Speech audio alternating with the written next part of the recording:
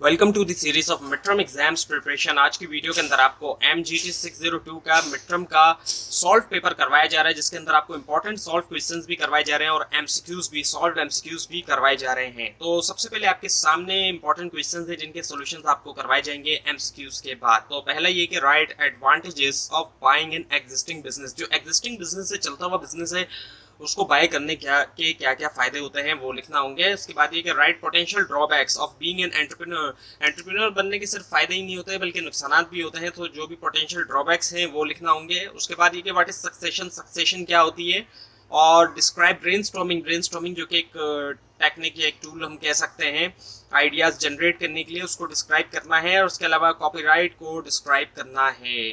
तो अब आपके सामने एमसीक्यूज है, एमसीक्यूज करवाए जा रहे हैं। इसके बाद आपको इंपॉर्टेंट क्वेश्चंस के सॉल्यूशन भी करवाए जाएंगे। So being one's own boss is a need of, यानी कि अपना खुद का बॉस होना ये जरूरत है किस चीज की, इंडिपेंडेंस होने की, आजादी, यानी कि हम एक तरह से कह सकते हैं। और उसके बाद ये डैश, इनमें से डैश जो है एक ऑनलाइन कनेक्शन होता है कंपनी के दरमियान और जो उसके कस्टमर्स होते हैं वो क्या होता है, वेबसाइट। वेबसाइट के जरिए कंपनी और कस्टमर का एक ऑनलाइन कनेक्शन बन जाता है। उसके बाद ये एसबीएस स्टैंड्स फॉर, एसबीए जो एक एब्रीविएशन है, इसकी फुल फॉर्म है small business administration. Small business administration इसकी फुल फॉर्म है। उसके बाद ये which one of the following is not an environmental factor. इनमें से कौन सा एक जो एनवायरमेंटल फैक्टर नहीं है वो है कंपटीशन। बाकी ऑप्शन में इकोनॉमी, कल्चर और टेक्नोलॉजी आ जाते हैं। उसके बाद ये कि एक लीगली बाइंडिंग एग्रीमेंट जो होता है दो पार्टीज के दरमियान वो कहलाया जाता है, इनमें से क्या वो कहलाया जाता है contract. So a contract is the answer. उसके बाद ये इन्फॉर्मेशन रिगार्डिंग, इन्फॉर्मेशन जो होती है regarding all of the following, जितने भी ऑप्शन इन तमाम के हवाले से is related to operation, operation से सिवाय एक को छोड़ के वो है प्रमोशन। बाकी लोकेशन, रॉ मटेरियल्स और लेबर स्किल्स। अब इसके बाद है कि विच ऑफ द फॉलोइंग, इनमें से कौन सा जो है has not yet been empirically establish, वो एस्टैब्लिश नहीं हुआ एम्पेरिकली तौर पे। डिस्टिंग्विशिंग कैरेक्टरिस्टिक्स के तौर पर एंटरप्रेन्योर की वो है risk taking. So risk taking is the answer here. उसके बाद ये कि वाई शुड एन एंटरप्रेन्योर, क्यों एक एंटरप्रेन्योर को करना चाहिए फिजिबिलिटी स्टडी स्टार्ट करने के लिए एक नया वेंचर। क्यों? टू सी, देखने के लिए कि if there are possible barriers to success, क्या जो भी पॉसिबल बैरियर्स हैं सक्सेस के लिए, मतलब जो भी रुकावटें आ सकती हैं उसको देखने के लिए। उसके बाद विच ऑफ द फॉलोइंग, इनमें से कौन सा ऑप्शन शो करता है the process of creating something new, यानी कि कोई चीज नई बनाने का। तो वो इनोवेशन है। इनोवेशन जब होता है तो कुछ नई चीज बनाई जाती है।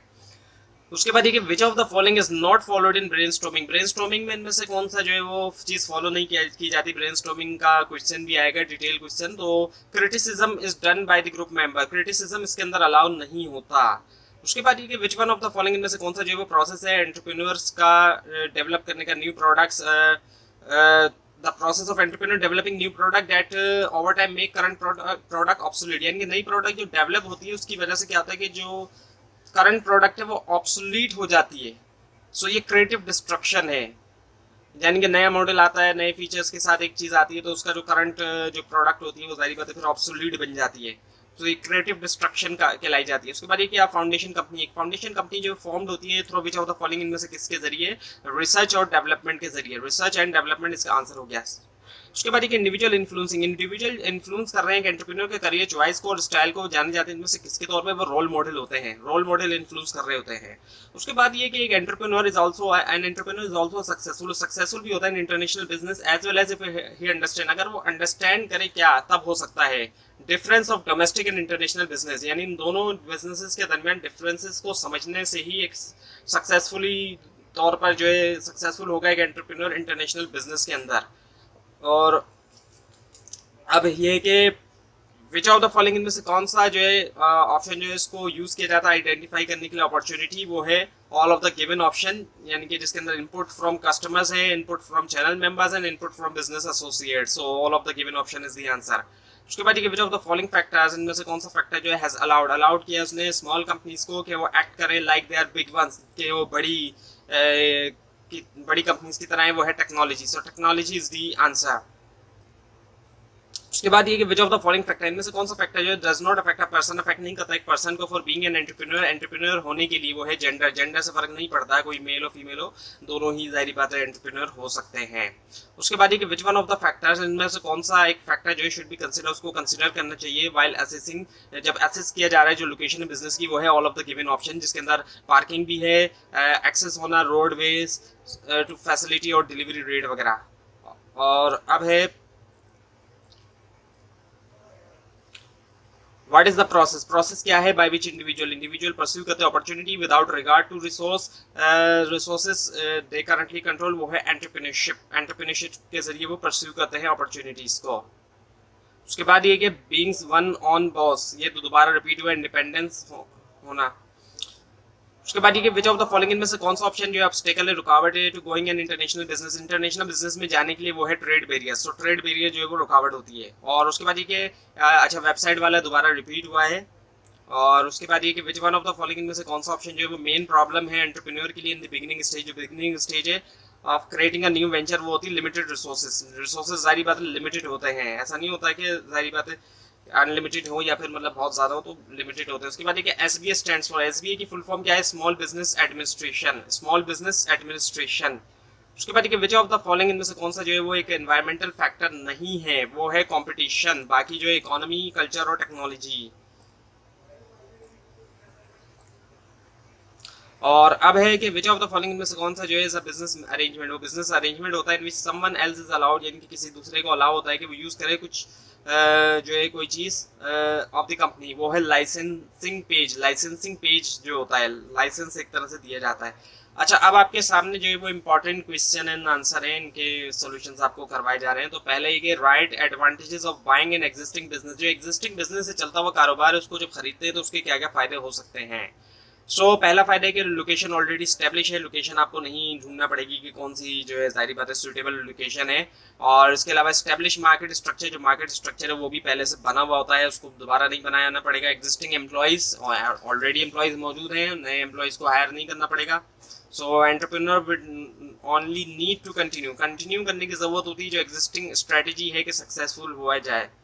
और उसके बाद ये right potential drawback of being an entrepreneur, entrepreneur होने के पोटेंशियल ड्रॉबैक्स भी हैं, जारी बात है सिर्फ फायदे नहीं होते, नुकसान भी होते हैं। पहला है फाइनेंशियल अनसर्टेनिटी, तो एक सर्टेन सिचुएशन नहीं होती, स्पेशली स्टार्ट की अगर बात की जाए, जब जॉब लोग करते हैं तो उसमें क्या होता है कि उनको ये होता है कि चलो फिक्स सैलरी मिल जाएगी, कम मिलती है लेकिन वो कहते हैं कि चलो फिक्स मिल रही, तो लेकिन यहाँ पे फाइनेंशियल अनसर्टेनिटी है, प्रॉफिट बहुत ज़्यादा भी हो सकता है, प्रॉफिट बहुत कम भी हो सकता है, तो ये भी एक चीज़ है। और long hours and high stress, इसी तरह स्टार्टिंग के अंदर स्पेशली हम बात करें तो बहुत ज़्यादा काफ़ी ज़्यादा काम भी करना पड़ता है शुरू में, और स्ट्रेस भी शुरू में बहुत ज़्यादा हो सकता है। और इसी तरह रिस्क ऑफ फेलियर भी होता है, जारी बात है चांसेस भी होता है रिस्क ऑफ फेलियर के। और फिर ये डिपेंड इस पर भी करता है कि किस कंट्री में है, और पाकिस्तान में तो ऑब्वियसली बात है कि इतना ज़्यादा बिजनेस फ्रेंडली इन्वायरमेंट नहीं है, तो रिस्क ऑफ फेलियर यहाँ पे ज़्यादा भी होते हैं। आइसोलेशन का भी एक ड्रॉबैक होता है, हेल्थ रिस्क भी होते हैं जब ज़्यादा काम करते हैं एंटरप्रेन्योर अपने बिजनेस की शुरुआत में, तो उनकी हेल्थ भी जाहिर बात है